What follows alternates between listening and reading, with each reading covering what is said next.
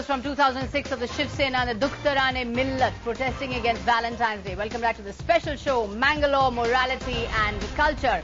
And the next question we're asking you on the show, is westernization bad for India? Is the kind of westernization we have at the moment mindless and decadent and leading to all kinds of social unrest? Rahul Ram, you were agitated, getting very agitated in the break. What is this mindless westernization we're talking about? So you're saying there has to be a cultural context for everything.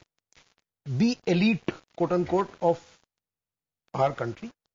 The elite is leading a life that the 95% are aspiring to. Precisely. It's the shut out of. Okay, but let's. Maybe this is a kind of economic protest as well. It's not a protest. Or an attack. No. See, I have a more interesting thesis. Ki jab, when capitalism reaches a certain way, and you start feeling the ill effects of that. Some people are getting rich and you can see that you're not getting rich. You take relief or refuge in becoming more hidebound about your tradition and your culture. You go back, you regress. Because you're denied the fruits of Because you're seeing the other people progressing. You regress and you start forcing your outmoded views about morality and culture on other people because you don't like to see that. Because they are having a good time and you're not, basically. That's basically what it is. Yeah. BP Singhal, I respond to that analysis by Rahul Ram that we take so many things from the West.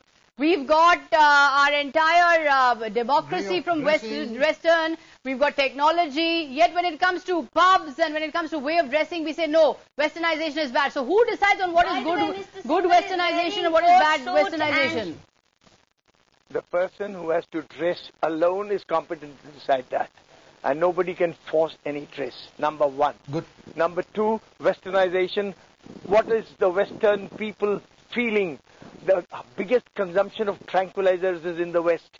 Do you want to get on to a social structure where every child, every man here also begins to live only on tranquilizers? Is that the kind of life that you want for us? You want that there should be pregnant women at the age of 13, 14 because that is what is happening in England, in USA. Actually, my grandmother was pregnant at the age of 14. But that is exactly what is... You see, other good points... Was the culture so bad at that point? No, this culture that you're upholding, Hindu culture, my grandmother's age, she was pregnant at 14. She was married off at 13. Don't interfere, please. Okay, listen to me and then you cut off. That is what is happening in the West. Do we want that kind of a thing to happen? That old people are being dumped in old age homes. There's no one to look after them. When they feel they yearn for their grandson, can you believe a child from the local... Yes, Mr. Singhal, can I tell you something? That you cannot... No, please let me finish. No, Mr. Singhal, you've had your say. Okay. We know the story. We know that... Okay, go ahead, Go ahead. What is this? I'm talking about the culture that is prevailing in the West. And I'm asking, do you want that? The old grandparent is yearning for his grandson. Somebody nearby, his grandson of the same age is given $8 per hour to give company to that old man for 1 hour. And the child says, Grandpa, 1 hour is over, takes his $8. Is that the kind of life that we want to go to? So that is what is happening. In this country, let me tell you, or Mr. Singhal, we have got adopted very fast. No, but the answer is no. We obviously don't want the family.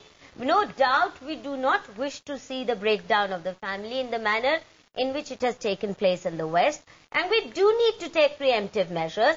And the answer is not letting lumpens and gundas loose on this or that.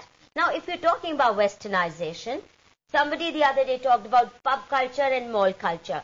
Yes, there is stupid, mindless westernization in building walls, simply in a country with power scarcity. Look at our crazy architects where they are building these giant, ghastly structures. So there is a problem. There is a problem with the kind of progress that we are making. There's a problem with the kind of progress. Development. Piecemeal. How is that possible? But we can. That's exactly what we can do. On the basis of freedom of choice, but we choose what is good for us and what is bad for us. It's not even good. Here is a forced mandate. Here is a forced mandate.